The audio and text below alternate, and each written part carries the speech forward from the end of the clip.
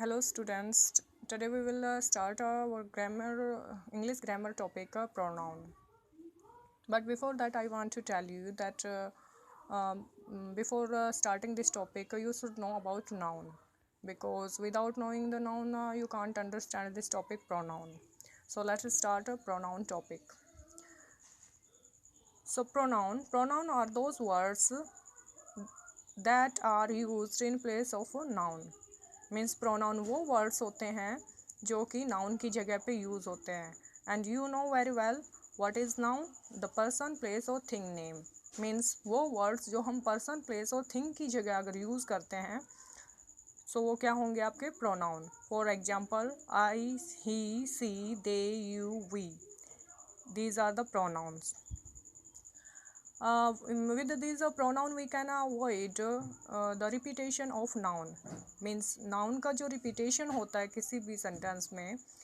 एक सेंटेंस में हमने किसी बंदे का नाम ले लिया. For example Geeta is a girl, she is my friend, Geeta is my friend, Geeta is very intelligent girl, Geeta is very sweet girl. So in these type of sentences, in all sentences Gita is the name is repeated many times. So we can avoid the repetition of this name Gita. We can speak these sentences this way: Gita is a girl, she is very intelligent, she is my best friend, she is very sweet girl. So here we are using she in all sentences. The last sentences only one time we will use noun, and other sentences for that same subject, for that same person we will use pronoun. So next is a kind of pronoun. Kind of pronoun, in this 6 kinds are there: personal pronoun, possessive pronoun, interrogative pronoun, demonstrative pronouns, reflexive or emphatic pronoun, and relative pronoun. These 6 types are there. And that first one is a personal pronoun.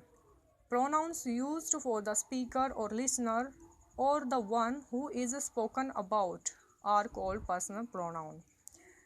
Means ये pronoun जो होता है आपका speaker के लिए use होता है, listener के लिए यूज़ होता है, and who is spoken about, और किसी तीसरे बंदे के बारे में अगर बात हो रही हो तो उसके लिए भी इस प्रोनाउन का यूज़ होता है. So in this way, in this pronoun 3 persons are there: first person pronoun, second person pronoun, and third person pronoun.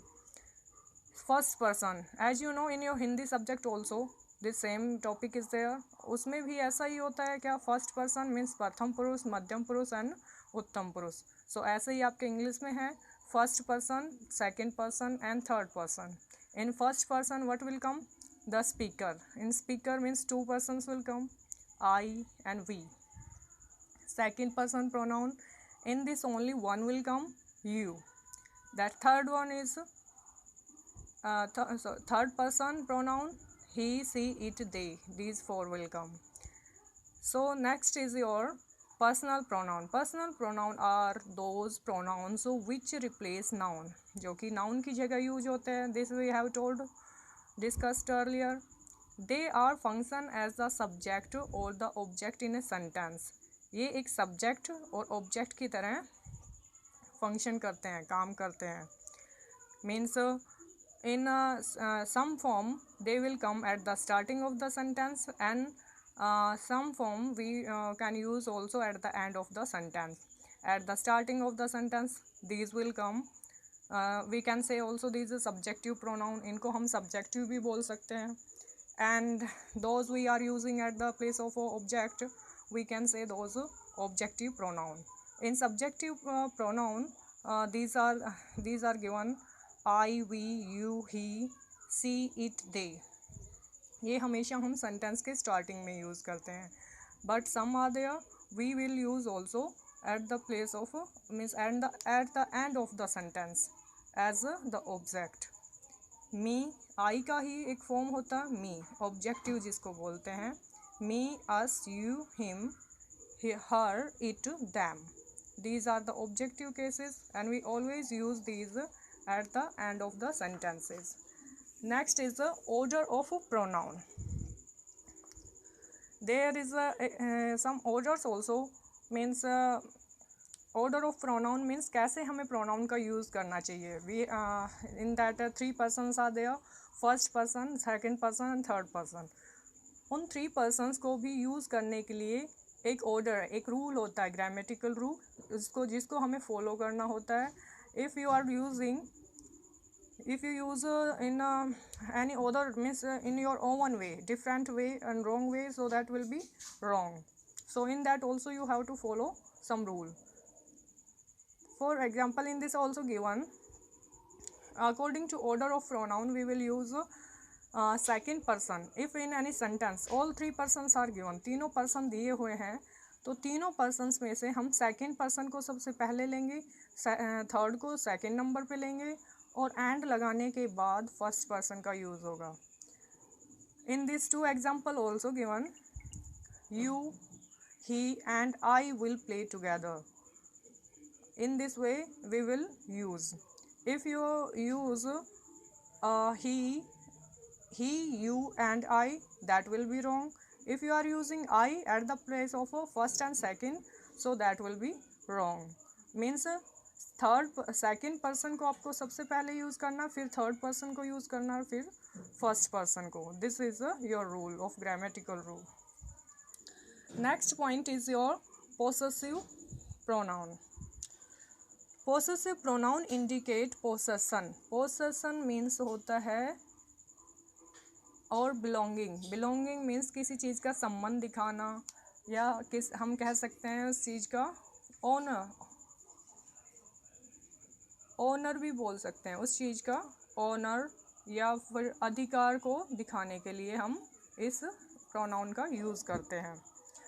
So this book is hers. यहाँ पे हर्स जो है ये आपका पोसेसिव प्रोनाउन है, और हर्स क्या चीज़ शो कर रहा है, यहाँ पे ओनर को शो कर रहा है. इसमें अधिकार दिखाया गया है कि उस बुक पे किसका अधिकार है या कौन है उसका मालिक, हर.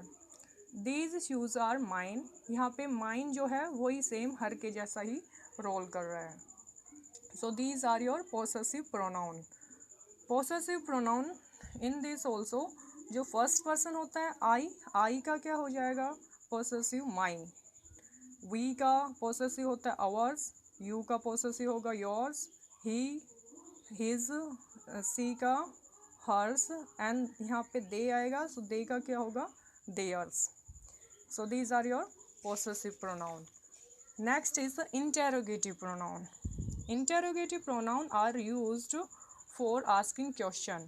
इसमें क्वेश्चन पूछे जाते हैं. As you know, interrogative name as in name also this is shows. जैसा कि नाम से ही पता चलता है कि इसमें क्वेश्चन पूछा जाता है. And interrogative pronoun in this also WS family related questions word will come. These question words some are given here.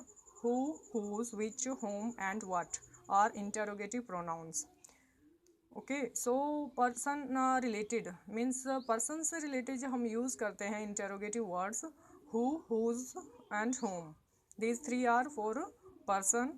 और person और thing दोनों के लिए use होता है which, और only things के लिए what का use करते हैं. Next is the demonstrative pronoun. So in demonstrative pronouns, pronouns are used to point out the object or object they indicate. Point out the object. Demonstrative, demonstrate word से बना है, and demonstrate means to point out something or someone. किसी चीज़ को point out करके बताना. And in these only 4 words are there. This, that, these, those. ये सिर्फ 4 ही word ऐसे हैं जिनका हम यूज़ करते हैं किसी भी चीज़ को पॉइंट आउट करने के लिए. सो in this these 4 words will come only. This, that, these, those as a demonstrative pronoun. These, those plural के लिए यूज़ होते हैं, and this, that are used for singular. That and those, these are used for far things, means far away, and these and these are nearby things. Next point is reflexive or emphatic pronoun.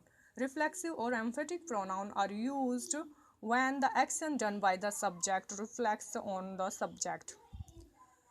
Means जो काम subject के द्वारा किया गया है उसका reflect, उसका प्रभाव किस पे पड़े, सब्जेक्ट पे ही दोबारा से पड़े, वो आपका रिफ्लेक्टिव प्रोनाउन होता है।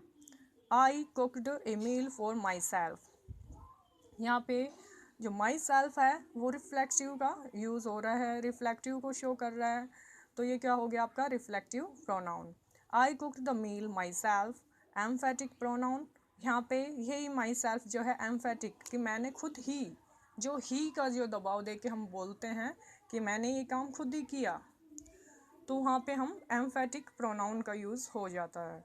Next is relative pronoun. Relative pronoun are use to add information about a noun in a sentence. एक नाउन के बारे में और ज़्यादा इंफॉर्मेशन बताने के लिए रिलेटिव प्रोनाउन का यूज़ होता है। And second point is join sentences. Sentences को जॉइन करने में भी इनका यूज़ होता है। So the girl who is wearing A yellow skirt is my sister. यहाँ पे द गर्ल जो है ये आपका नाउन है और इसी के बारे में ये इंफॉर्मेशन दी हुई है। Who is wearing A yellow skirt, वरना आपका सेंटेंस यहाँ पे भी कंप्लीट हो सकता था the girl is my sister, पर उसके बारे में कुछ और भी डिटेल दी गई है, कुछ और भी बताया जा रहा है और उस डिटेल को हम हु से जॉइन कर रहे हैं। तो यहाँ पे ये हु जो है किसका काम कर रहा है, रिलेटिव प्रोनाउन का। The girl who is wearing a yellow skirt is my sister. Next is all toys which are packed in red boxes have to given to 7-year-olds। सो यहाँ पे टॉयज़ के बारे में ज़्यादा डिटेल और किससे मिलती है हमें, which are packed in red boxes. So यहाँ पे विच जो है किसका काम कर रहा है, रिलेटिव प्रोनाउन का। So these 6 types are complete with it, and I think you have got this topic easy, means if you have any problem, so you can check this video again and again, and try to do practice also for these exercises. Thank you.